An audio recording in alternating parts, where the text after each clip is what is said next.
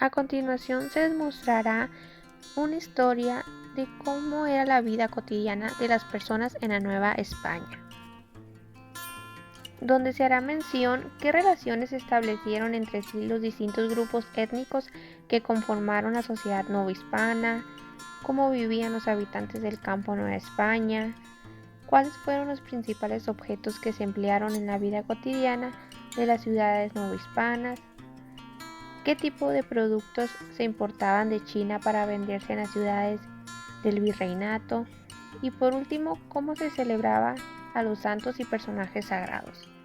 Uno de los rasgos que caracterizó a la sociedad novohispana a partir de los primeros años después de la conquista fue su diversidad. En Nueva España no solo convivieron españoles, indios y mestizos, sino también otros grupos étnicos como los esclavos de origen africano, los filipinos que llegaron en el galeón de Manila y los chinos o los judíos conversos llamados también nuevos cristianos. Aunque se emplea el término castas para referirse a las mezclas entre otros grupos, los criterios a partir de los cuales se organizaba la sociedad novohispana no respondían solamente al origen étnico.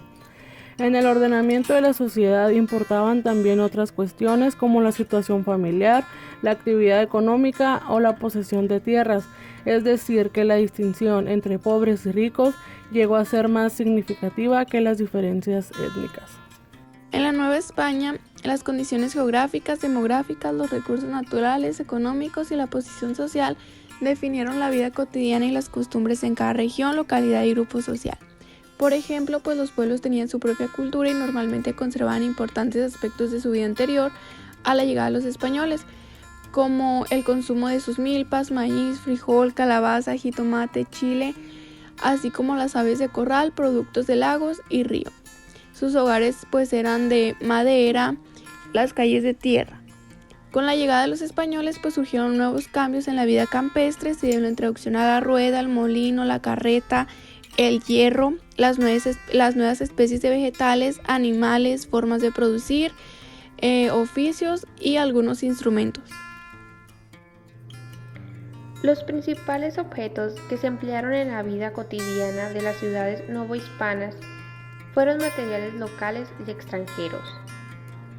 Los muebles eran de madera de sangualica, una madera preciosa que era originaria de Michoacán, o también eran de madera ayacahuite, que esta es una madera de pino blanco originario de Centroamérica. La mayoría de los objetos cuyo origen eran del lejano oriente, transportados a bordo del galeón de Manila, que eran barcos de transportes. En el siglo XVIII eran más o menos comunes los muebles y objetos de Filipinas, China, Japón, como lo son los baúles, escritorios y sobre todo la loza china, que podía incluir los tibores, que son jarros grandes de barro o porcelana, que adornaban pasillos y corredores e incluso se usaban como macetas. Los biombos eran otro tipo de muebles, formados por láminas verticales de tela o madera que conforman una pared plegable. En el barroco se decoraban con pinturas. Estos biombos eran también de maque, que se entiende que es una técnica oriental para elaborar laca con la que se recubre la madera para obtener un acabado pulido y brillante, que eran estos también provenidos de Japón.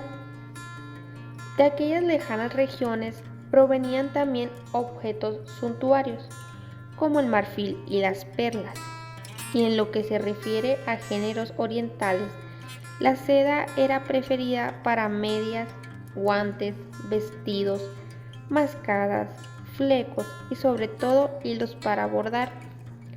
Ya fuera con los objetos traídos de allende los mares o de manufactura local, los nobles encontraron la manera de mostrar la suntuosidad en el entorno que les permitía su elevada posición social. No escatimaban lujos en vestirse ni en construir y adornar sus residencias, más bien cubrían las necesidades de su estatus social. ¿Qué tipo de productos se importaban de China para venderse en las ciudades del virreinato? Con el arribo anual del Galeón de Manila, también conocido como la Nao de China, al puerto de Acapulco, Nueva España recibía gran cantidad de mercancías, tanto bienes suntuarios como especias, objetos de uso cotidiano, sedas, maderas, arroz, mango, azafrán, biombos y marfiles, entre muchos otros. En las ciudades del virreinato se establecieron grandes ferias y mercados para su venta, que recibieron el nombre genérico de Parián, ya que así se llamaba el barrio de comerciantes en Puerto de Manila.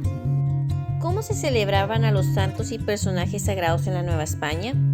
El festejo se iniciaba con una solemne procesión que recorría las principales calles de la ciudad. Lo más atractivo para los espectadores que lo seguían con devoción era la presencia de la tarasca, una especie de serpiente monstruosa que simbolizaba el triunfo de Cristo sobre el pecado. ¿Cuáles son las tradiciones del periodo virreinal? Las corridas de toros, la quema de Judas, las peleas de gallos y los desfiles de la tarasca, un dragón de cartonería para romper con la monotonía de la vida diaria.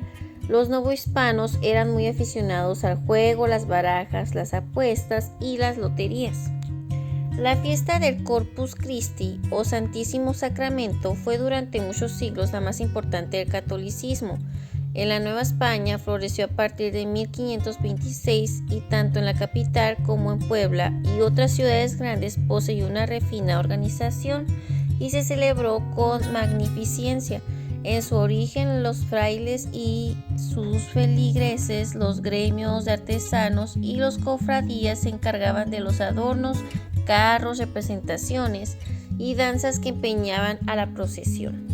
En ella desfilaban las autoridades civiles y eclesiásticas, encabezadas respectivamente por el virrey y el arzobispo, y seguidas por las órdenes religiosas, los funcionarios y la nobleza, los gremios de artesanos y las cofradías de la ciudad.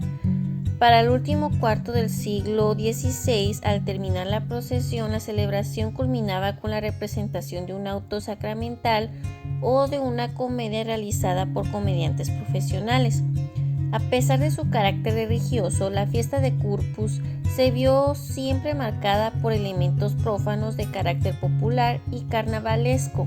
La tarasca, posible representación del demonio o del paganismo subyugado por la eucáristica, así como los bailes grotescos o de gigantes enanos y cabezudos le daban un carácter.